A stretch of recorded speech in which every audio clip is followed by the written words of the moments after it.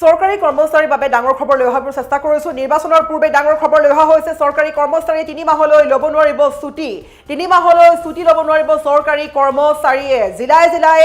এই বিশেষ নিৰ্দেশনা জাৰি কৰা হৈছে কোনো জিলাৰ কোনো চৰকাৰী চাকৰিয়ালে যদি ভাবি আছে 2 মাহ বা 1 মাহ বা 3 মাহ পৰ্যন্ত ছুটি ল'ম তেন্তে আপুনি ভুল ভাবি আছে নিৰ্বাচনৰ প্ৰতি লক্ষ্য ৰাখি যেটো আগন্তুক নিৰ্বাচন আহি আছে আৰু নিৰ্বাচনৰ প্ৰতি লক্ষ্য ৰাখি চৰকাৰী কৰ্মচাৰীৰ বাবে জিলা আয়ুক্তই জাৰি কৰিছে নিৰ্দেশনা যে কোনো চৰকাৰী কৰ্মচাৰীয়ে ছুটি ল'ব নোৱাৰিব 3 মাহ পৰ্যন্ত নিজে বিচৰা মতে ছুটি ল'ব নোৱাৰিব যেহেতু বাৰে বাৰে কৈছো নিৰ্বাচন সন্মুখত আহি আছে বিহুৰ পূৰ্বে বহাগ বিহুৰ পূৰ্বে নিৰ্বাচন হ'বলৈ গৈ আছে গটিকে মাৰ্চ মাহৰ প্ৰথম দিনটোৰ পৰাই এই নিয়ম প্ৰযোজ্য হ'বলৈ গৈ আছে অসমত কোনো চৰকাৰী কৰ্মচাৰীয়ে ল'ব নোৱাৰিব ছুটি আমি সবিশেষ খবৰ লৈ আহিব চেষ্টা কৰিছো 3 মাহলৈ ছুটি ল'ব নোৱাৰিব চৰকাৰী কৰ্মচাৰীয়ে 3 মাহ পৰ্যন্ত ল'ব নোৱাৰিব ছুটি প্ৰতিখন জিলালৈ জাৰি কৰি দিয়া হৈছে এই জাননী আমি জনাই আছো ব্ৰেকিং নিউজ 1 মাৰ্চৰ পৰা 31 মে পৰ্যন্ত চৰকাৰী কৰ্মচাৰীৰ ছুটি কৰি দিয়া হৈছে বাতিল জিলাই জাননী জাৰি কৰিছে জিলা আয়ুক্তসকলে আৰু নিৰ্বাচনৰ বাবে বাতিল কৰা হৈছে এই ছুটি সকলো চৰকাৰী কৰ্মচাৰীৰ বাবে খবৰটো অত্যন্ত গুৰুত্বপূৰ্ণ সকলো চৰকাৰী কৰ্মচাৰীৰ ছুটি বাতিল কৰি দিয়া হৈছে 3 মাহলৈ কোনো চৰকাৰী কৰ্মচাৰীয়ে ছুটি ল'ব নোৱাৰিব আমি পুনৰ কৈছে ব্ৰেকিং নিউজ প্ৰতিখন জিলালৈ জাৰি কৰা হৈছে নিৰ্দেশনা চৰকাৰী কৰ্মচাৰীৰ বাবে খবৰটো অত্যন্ত গুৰুত্বপূৰ্ণ সকলোৱে চাই লওক যেহেতু সন্মুখত বিধানসভা নিৰ্বাচন আৰু নিৰ্বাচনৰ বাবে নিৰ্বাচনৰ প্ৰতি লক্ষ্য ৰাখি এতিয়া কৰ্মচাৰীৰ ছুটি বাতিল কৰি দিয়া হৈছে সকলো চৰকাৰী কৰ্মচাৰীয়ে 3 মাহলৈ ল'ব নোৱাৰিব ছুটি প্ৰতিখন জিলালৈ জাৰি কৰিছে জাননী জিলা আয়ুক্তসকলে যদি কোনো লোকৰ কিবা ইমাৰ্জেন্সি কাম থাকে বা গা বেয়া হয় বা শাৰীৰিকভাৱে অসুস্থ হয় বা এনেকুৱা ধৰণৰ কিছুমান সমস্যা হয় যি সমস্যা কোনো সমাধান নাই বা যাবই লাগিব বা ছুটি ল'বই লাগিব সেই সকলে অতি সোনকালে কেইবাদিনৰ পূৰ্বে ছুটি লোৱাৰ পূৰ্বে আবেদন কৰিব লাগিব আৰু তাৰ পাছত তেওঁলোকে বিবেচনা কৰিব বা নিৰ্ধাৰণ কৰিব যে কৰ্মচাৰীগৰাকীক ছুটি দিব পাৰি নে নোৱাৰি আৰু সেই মৰ্মে দিয়া হ'ব ছুটি কিন্তু যিসকলে পূৰ্বতে নিজৰ মন অনুযায়ী ছুটি ল'ব পাৰিছিলে বা বহুতে ঘৰত কাৰোবাৰ বিবাহ আহি আছে বা কিবা সকাম আহি আছে বা কাৰোবাৰ কিবা ফুৰিবলগীয়া প্লেনিং আছে বিভিন্ন ধৰণে ভাবি থাকে যে মই এই তাৰিখৰ পৰা এই তাৰিখলৈ ছুটি ল'ম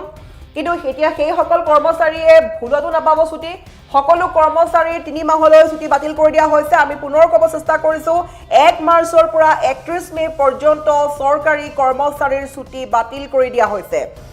1 মাৰ্চৰ পৰা মাৰ্চৰ পহিলা দিনটোৰ পৰাই 31 মে লৈকে কোনেও ছুটি ল'ব নোৱাৰিব 3 মাহ ছুটি বাতিল কৰি দিয়া হৈছে আৰু এই নিৰ্ধাৰণ কৰা নিয়ম হৈছে যেটো সন্মুখত নিৰ্বাচন আহি আছে আৰু নিৰ্বাচনৰ প্ৰতি লক্ষ্য ৰাখি এইদৰে প্ৰতিখন জিলালৈ জাৰি কৰা হৈছে জাননী কৰ্মচাৰীলৈ জাননী জাৰি কৰি দিয়া হৈছে জিলাই জাননী জাৰি কৰিছে জিলা আয়ুক্তসকলে ইতিমধ্যে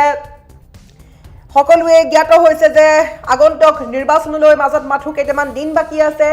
কেইটামান মাহ বাকি আছে আৰু কেইটামান মুহূৰ্ত বাকি থকাৰ সময়তে এবাৰ চৰকাৰী কৰ্মচাৰীৰ বাবে এক ডাঙৰ খবৰ লৈ আহিব চেষ্টা কৰিছো পুনৰ কৈছে এক ব্ৰেকিং নিউজ নিৰ্বাচনৰ বাতিল কৰা হৈছে ছুটি নিৰ্বাচনৰ বাবে এবাৰ বাতিল কৰি দিয়া হৈছে ছুটি 3 মাহ পৰ্যন্ত কোনো চৰকাৰী কৰ্মচাৰীয়ে ছুটি ল'ব নোৱাৰিব 1 মাৰ্চৰ পৰা 31 মে পৰ্যন্ত কোনো চৰকাৰী কৰ্মচাৰীয়ে ছুটি লোৱাত নিষেধাজ্ঞা আহি পৰিছে যদি কাৰোবাৰ ইমাৰ্জেন্সি কিবা কাম থাকে বা কাৰোবাৰ অসুস্থ হৈ পৰিছে কাৰোবাৰ ইমাৰ্জেন্সি সেৱাৰ প্ৰয়োজন হৈছে তেন্তে সেই সকলে ছুটি লোৱাৰ কেইদিনমানৰ পূৰ্বেই আবেদন কৰিব লাগিব এপ্লিকেশ্যন কৰিব লাগিব আৰু এপ্লিকেশ্যন কৰাৰ পাছতেই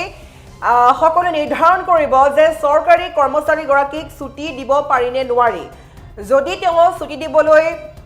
বা তেওঁৰ যোগ্য হয় ছুটি পোৱাৰ তেন্তে তেওঁ ছুটি লাভ কৰিব কিন্তু আগতে এপ্লিকেশ্যন কৰিব লাগিব নিজৰ মন অনুযায়ী ইমান তাৰিখৰ পৰা ইমান তাৰিখলৈ ছুটি ল'ম বুলি ভাবিব নোৱাৰিব পূৰ্বৰ দৰে আমি পুনৰ ক'ব চেষ্টা কৰিছো যিসকলে এই খবৰ চাই আছে অত্যন্ত গুৰুত্বপূৰ্ণ খবৰ এই কাৰণে গুৰুত্বপূৰ্ণ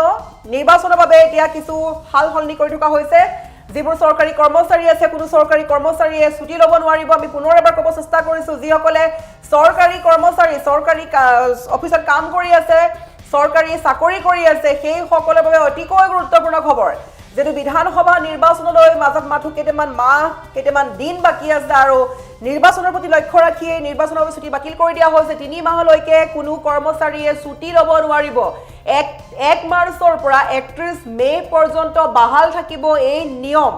আৰু যদি কাৰোবাৰ ইমাৰ্জেন্সি কিবা সেৱাৰ প্ৰয়োজন হৈছে কাৰোবাৰ এনেকুৱা ধৰণৰ সমস্যা আহিছে য'ত নগলে নহয় সেই সকলে ছুটি লোৱাৰ বহু দিনৰ আগতে এপ্লিকেশন কৰিব লাগিব আৰু এপ্লিকেশনখন চাই নিৰ্ধাৰণ কৰিব যে এইগৰাকী কৰ্মচাৰীক ছুটি দিয়াৰ যোগ্য হয় নে নহয় যদি তেওঁ যোগ্যতা পায় তেন্তে তেওঁ নিশ্চয়কৈ ছুটি পাব আৰু যদি তেওঁ যোগ্যতা নাপায় তেওঁ যেটো কাৰণ দৰ্শাব এপ্লিকেশনৰ যোগেদি সেই কাৰণ মৰ্মে যদি তেওঁ ছুটি পাবলগীয়া যোগ্য নহয় তেন্তে সেই সকলে কিন্তু ভুলতো ছুটি নাপাব মানে পুনৰ ক'ব চেষ্টা কৰিছো জিলাই এতিয়া জিলা আয়ুক্তই জাৰি কৰিছে নিৰ্দেশনা কোনো চৰকাৰী কৰ্মচাৰীয়ে ছুটি ল'ব নোৱাৰিব 1 মাৰ্চৰ পৰা ক্ষমা কৰিব 1 মাৰ্চৰ পৰা 31 মেলৈকে অৰ্থাৎ সম্পূৰ্ণ 3টা মাহ ছুটি ল'ব নোৱাৰিব নিৰ্বাচনৰ বাবে বাতিল কৰি দিয়া হৈছে 3 মাহৰ ছুটি আৰু সকলো কৰ্মচাৰী এই খবৰটো